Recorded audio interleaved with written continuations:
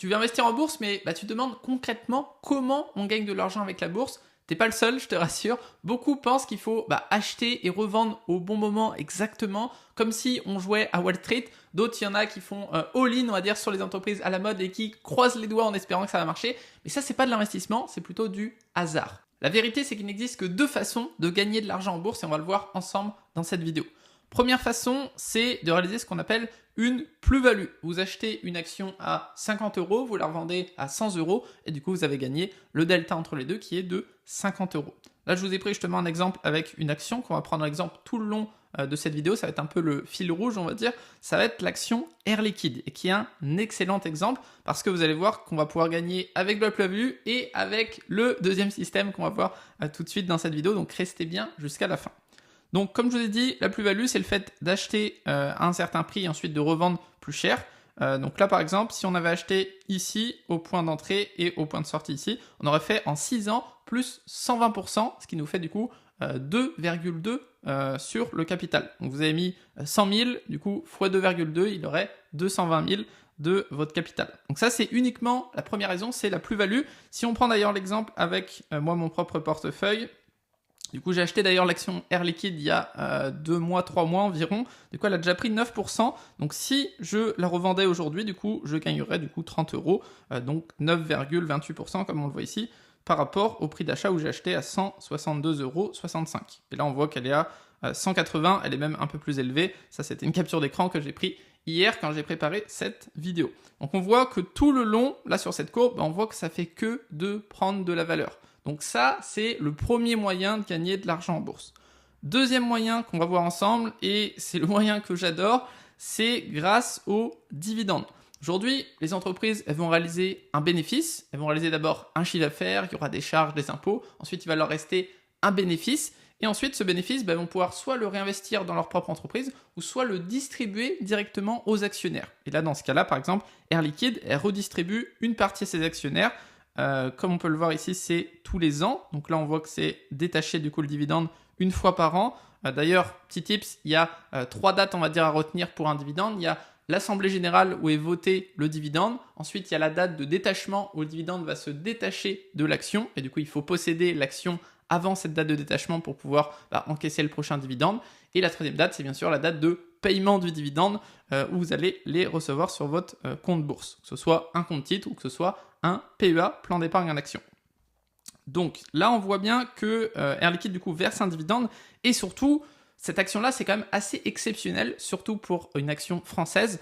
Ça fait plus de 35 ans qu'elle a versé un dividende sans interruption et qui n'a pas diminué. Donc chaque année, elle a augmenté son dividende sans jamais le diminuer, peu importe du coup durant les 35 dernières années, c'est-à-dire la crise sanitaire qu'on a connue, on va pas dire le nom pour pas être striké, la crise sanitaire qu'on a connue durant les 5 dernières années, la crise des subprimes, la bulle internet dans les années 2000, clairement toutes les crises, même des crises pétrolières, etc., elle a connu quand même énormément de crises et pourtant ça a continué d'augmenter. Donc ça veut dire que même si votre portefeuille, vous avez acheté Air Liquide, je sais pas, à 150 € et que ça descend à 120 €, en fait, si vous ne revendez pas, vous n'avez pas perdu parce que vous gagnez sur le deuxième levier qui est du coup les dividendes, peu importe du coup ce qui se passe si vous avez bien sélectionné l'action. On va voir juste en dessous justement comment pas se faire un petit peu piéger parce que certaines entreprises à dividendes, ça peut être un petit peu des pièges à ce niveau-là.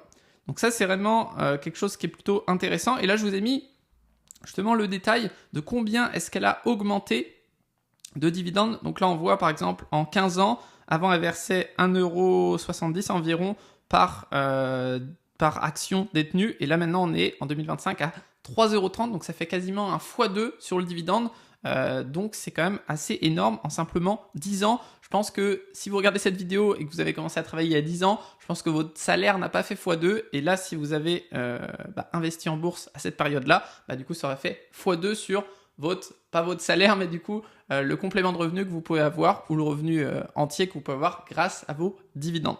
Donc, c'est plutôt extrêmement intéressant. Et une deuxième chose qu'on voit aussi et qui est quelque chose que je regarde énormément, c'est le dividende, il a continué à augmenter, mais de combien est-ce qu'il a augmenté? Et là, c'est ce qu'on voit ici dans la colonne plutôt de droite, c'est la variation. Et là, on voit que ça a augmenté, donc là, 10%, 1,96, 2,67, etc. Donc on voit que globalement, en moyenne, ça augmentait d'environ 5-6%, on va dire.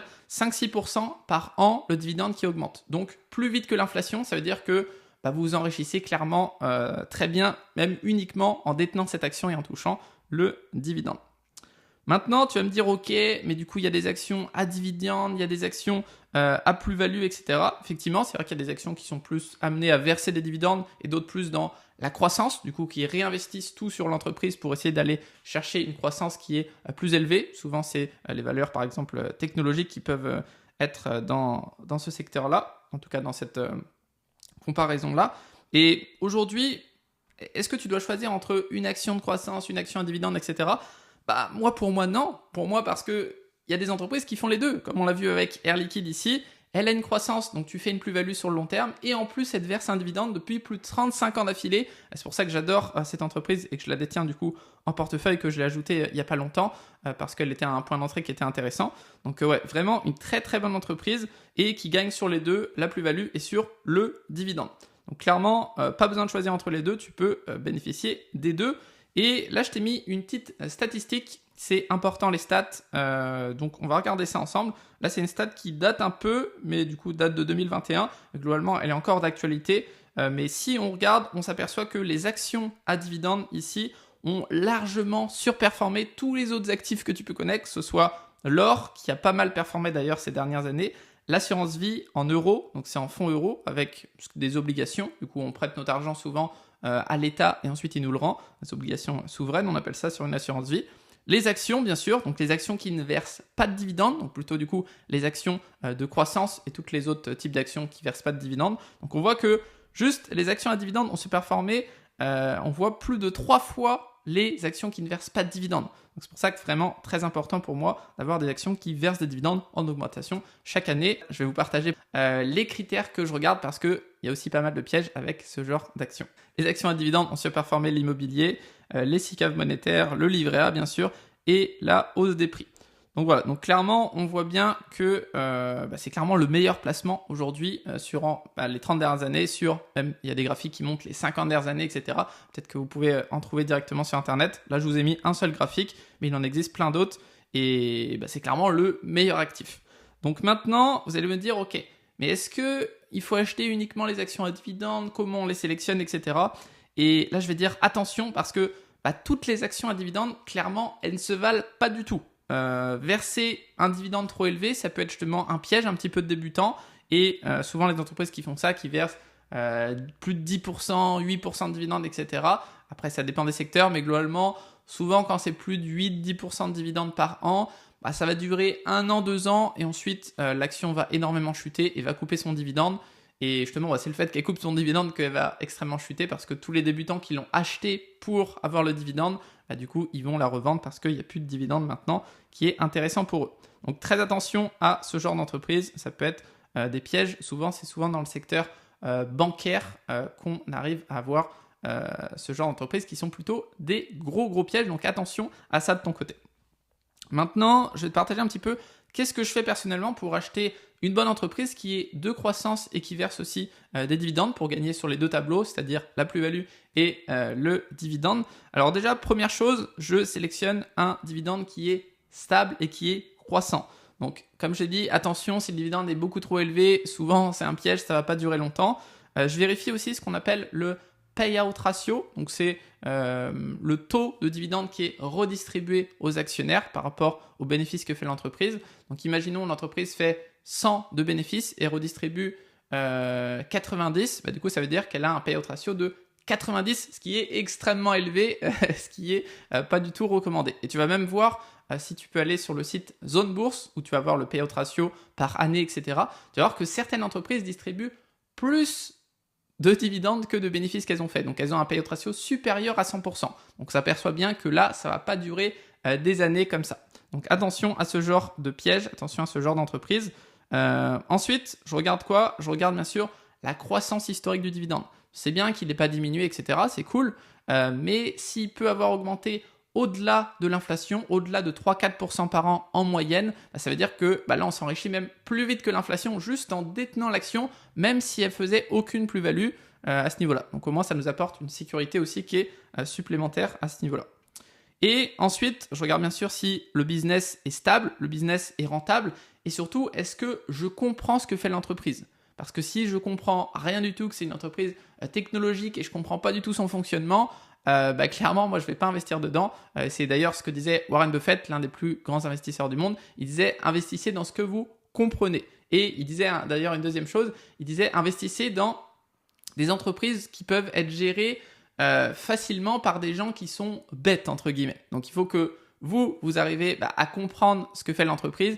Et si vous arrivez à comprendre, ça veut dire que quelqu'un qui est bête, entre guillemets, il pourra directement être à la direction de l'entreprise et tout va bien se passer. Donc ça, c'est un bon tips que j'utilise aussi souvent de mon côté. Donc dès que je comprends pas, je me dis ok, si moi je comprends pas, ça se trouve, s'il y a un gars qui est plus bête que moi, qui a la direction à un moment, qui est là par héritage ou je ne sais quoi, il va mal gérer et du coup ça va moins bien se passer.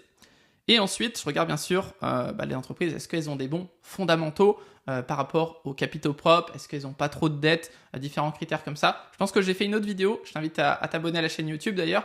Je pense que j'ai fait une autre vidéo où je montre tous les critères que j'utilise pour sélectionner les meilleures entreprises et investir dans celles-ci et surtout les acheter au bon prix, c'est ça qui est le plus important. Donc bien sûr, les fondamentaux ultra solides.